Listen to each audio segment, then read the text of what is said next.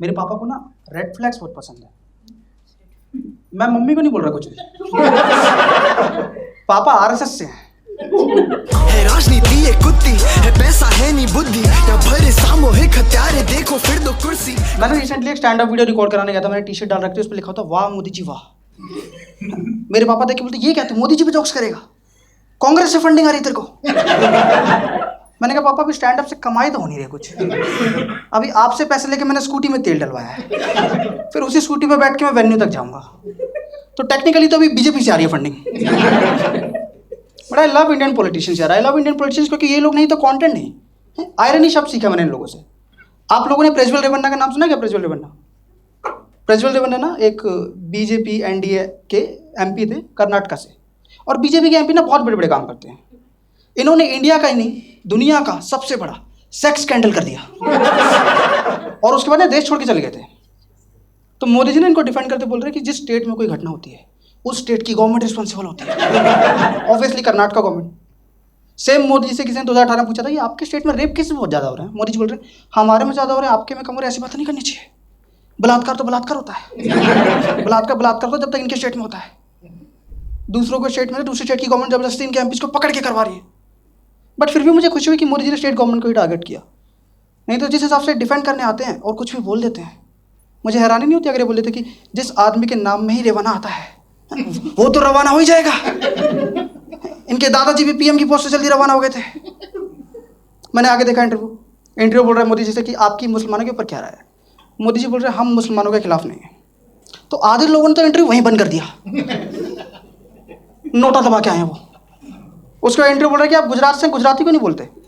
मोदी जी बोल रहे हैं हिंदी बोलने की आदत हो गई है। इनकी इस आदत को पूरे देश में जबरदस्ती फैलाया जा रहा है तो आजकल।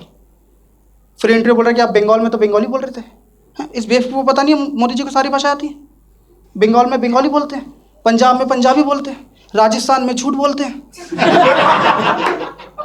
मुझे बहुत पसंद है, बट मेरे फेवरेट है यार। He is amazing, he is as amazing as a PM as Bihar is as a state. Favourite है मेरा।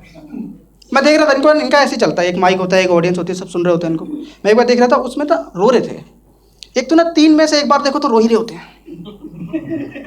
इतना कैसे रो सकते हैं यार कोई? विश्व गुरु है ये। इनको देख के ना मेरे को गांव का 13वीं का फंक्शन याद आ जाता है कि बहुत सारी औरतें एक साथ बैठी हुई हैं, चिल कर रही हैं, गेट पे खटखटी सामने रोना शुरू कर दिया। इतना कैसे हो सकता है यार कोई? तुमने और किसी लीडर को देखा होता? तुमने डोनाल्ड ट्रंप को देखा होता? उसको गोली लगी थी, वो तब नहीं रो। इनको गाली लगती तो रोने लग जाते हैं, मुझे गंदी नाली का कीड़ा कहा। और खैर ये बता रहे थे उसमें कुछ कि जब मैं छोटा था और मैं चाय बेचता था और कोई मेरे से चाय लेने आता था और मैं ठंडी पकड़ा देता तो मुझे थप्पड़ मार के चले जाते थे। सब इस बात पे सिंपैथी दे रहे, रो रहे हैं इनके साथ। तुम मुझे एक बात बताओ, एज अ चाय वाला यू हैड वन जॉब। एक आदमी सुबह से परेशान घूम रहा है, मिलता आदमी को कोई अच्छी चाय पिला दे और कोई ठंडी पकड़ा दे, बड़ा से निकलेगी। और हैरानी तो मुझे ये सोच के होती है कि एज अ पीएम भी ही हैज वन जॉब। और अब तो कितने सारे मिडिल क्लास लोगों की बड़ास भरी पड़ी है। रोना तो इन्हें अब चाहिए। खैर रोने से मुझे एक्स की याद आ गई। Ex CM. आपको पता नहीं किसकी बात कर रहा हूँ मैं? एक ही आदमी है, इनका नाम ही पड़ गया एक्सएम, यही टैग है और कोई नहीं एक्सएम, यही है। आपको पता है इनकी रिसेंटली बेटी की शादी हुई थी? पता है वो केजरीवाल की बेटी की शादी हुई थी। हाँ, इंस्टाग्राम पे वायरल हो गए थे क्योंकि इन्होंने बहुत अच्छा डांस किया। हाँ, एकदम पूकी बने हुए हैं। अच्छी बात है, बढ़िया बढ़िया डांस किया इन्होंने, कुछ तो बढ़िया कर लेते हैं। बट यार बेटी की शादी होगी, अच्छी बात है। बेटी चली गई, कुर्सी भी चली गई, दहेज में नहीं गई, वो पूरा सेट जाता उसका। लास्ट ईयर ना इनको जेल हो गई थी, ये छूट नहीं रहते, बार बार अर्जी डाल रहे सुप्रीम कोर्ट में, नहीं मिल रही बेल। बड़ी मुश्किल से इन्होंने 21 दिन की बेल मिली, बाहर आए। मुझे लगा उससे ना भारत की न्याय व्यवस्था की जीत हुई, लोकतंत्र की जीत हुई, पर कॉमेडी की हार हो गई। बाहर आते बोल रहे हैं मोदी जी योगी जी का करियर खाना चाहते हैं। एक वो टीचर नहीं होता जो 2 बेस्ट फ्रेंड्स में से एक को पकड़ लेता है और उसे मैनिपुलेट करता है कि तेरा तो कुछ नहीं होगा, ये दिनेश तो कर जाएगा, तू यहीं रह जाएगा। अगले दिन दिनेश राहुल मुझसे बात क्यों नहीं कर रहा है, अच्छी कीपिंग मैं भी करता हूँ, उससे कमेंट्री क्यों करवा रहे हैं। और करियर कैसे खा जाएंगे मोदी? मोदी जी ने कितनों का करियर बनाया है, ध्रुव राठी, कुणाल कामरा, मैं भी लाइन लाए खड़ा हूँ, मेरा ही बना दो। मैंने आगे देखा इंटरव्यू, केजरीवाल जी बोल रहे हैं अगले साल मोदी जी 75 साल के हो जाएंगे, ये रिटायर हो जाएंगे, ये अपने लिए वोट नहीं मांग रहे हैं, ये अमित शाह को पीएम बना देंगे। तो इस बात पे ना अमित शाह तुरंत मीडिया में शक पका के वो कह रहे नहीं ऐसा कुछ नहीं है, मिस इन्फॉर्मेशन है, मिस कम्युनिकेशन है, मोदी जी अपना टेन्योर पूरा करेंगे। तुम देखो ये आदमी इतना खतरनाक है, ये पीएम बन जाएगा इस थॉट से इसकी खुद की फट गई कि भाई मैं पीएम नहीं थोड़ी बहुत चिंता मुझे भी है इस देश की। आगे देख रहा हूँ मैं इंटरव्यू, केजरीवाल जी बोल रहे हैं मैं अब बाहर आया, अब मैं हर 24 में से 36 घंटे काम करूंगा। हाँ, इनके जुमले साफ नजर आने लग गए थे। और कोई इनको याद दिलाओ टाइम इज मनी, ज्यादा दिखाएंगे तो कहीं ईडी की रेट फिर से ना पड़ जाए। फिर कह रहे हैं कि मैं 21 दिन के लिए बाहर आया हूँ, अगर आप लोग चाहते हो 21 दिन बाद मुझे वापस जेल में ना डाला जाए तो आप झाड़ू का बटन दबाएं, और सबने कमल का बटन दबा दिया। हाँ, इन्होंने बीजेपी के लिए कैंपेन करना शुरू कर दिया था, और भी बहुत कुछ बोला था इन्होंने, नहीं सुन पाया मैं, नहीं सुन पाते इनको इतनी देर। और वैसे ही मेरे को केजरीवाल स्पेशल नहीं बनाना, बीजेपी से फंडिंग आ रही है इसके लिए थोड़ी केजरीवाल को पकड़ लो, कांग्रेस भी तो है। कुछ लोग खुश हो गए थे कि अभी तक इसके बारे में नहीं बोला कि हमारी तरफ है। नहीं, पता है आपको कांग्रेस के एक लीडर हैं ओवरसीज डिपार्टमेंट के, उनके हेड है सैम पिट्रोडा, सुना आप में से किसने?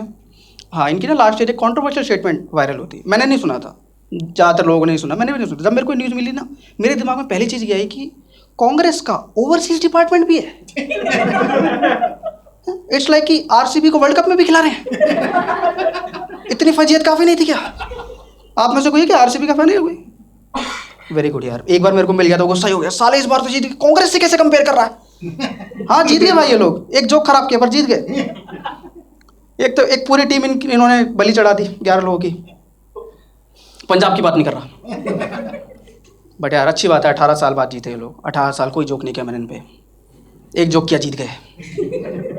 मुझे लग रहा है कांग्रेस के लिए भी करना पड़ेगा कुछ। तो आता है कांग्रेस के ऊपर, कांग्रेस के सैम पिट्रोडा ने बोला था कि इंडिया में ना जो नॉर्थ के लोग हैं वो वाइट लगते हैं, वेस्ट के जो लोग हैं वो अरब लगते हैं, ईस्ट के जो लोग हैं वो चाइनीज़ लगते हैं, साउथ के जो लोग हैं वो ब्लैक लगते हैं। बहुत रेसिस्ट बात है, आप बहुत अच्छे नहीं हंस रहे इस बात पे, बहुत खराब। ये मैं स्टेज पे नहीं बोल सकता, उसने इंटरनेट पे बोल दी।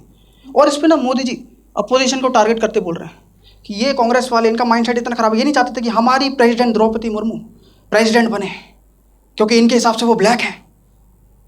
रेसिज्म रोकने का ये कौन सा तरीका है? वो लेडी है भी नहीं साउथ से, वो उड़ीसा से, ये अपनी भड़ास निकाल रहे हैं। बट खैर मैंने देखा यार इंडिया में ना बहुत ज़्यादा लोग ना लेफ्ट लिबरल लोग बीजेपी को कुछ ज़्यादा ही टारगेट करते रहते हैं, हर जगह शुरू हो जाते हैं कहीं भी। मैं एक बार ना इंटरनेट पे सोनम वांगचुक एक एक्टिविस्ट है, लद्दाख के प्रोटेस्ट करवाए थे उन्होंने, उनके इंस्टाग्राम पे लाइव देख रहा था, तो कमेंट सेक्शन में आउट ऑफ नोवेयर किसी ने लिखा हुआ है सुअर बीजेपी। क्या मतलब है सुअर बीजेपी का? कि मुसलमान लोग नफरत करते हैं, हाथ नहीं लगाते, दूर रहते, सुअर से क्या मतलब है? बट मुझे लगता है इस टाइप के जोक्स करने नहीं चाहिए भाई, इंडिया में माहौल बहुत ख़राब चल रहा है आजकल। तो मैं ना नॉन पॉलिटिकल करना चाहता हूँ, तो एक नॉन पॉलिटिकल स्टोरी सुनाता हूँ आप लोगों को। इस नॉन पॉलिटिकल स्टोरी का अक्षय कुमार और राम से कोई लेना देना नहीं है। मेरे पड़ोस में ना एक भाभी रहती थी, ये नहीं है पंचलाइन। नॉन पॉलिटिकल से मतलब ये नहीं है कि उल्लू ऐप के लिए बना रहा हूँ मैं स्पेशल।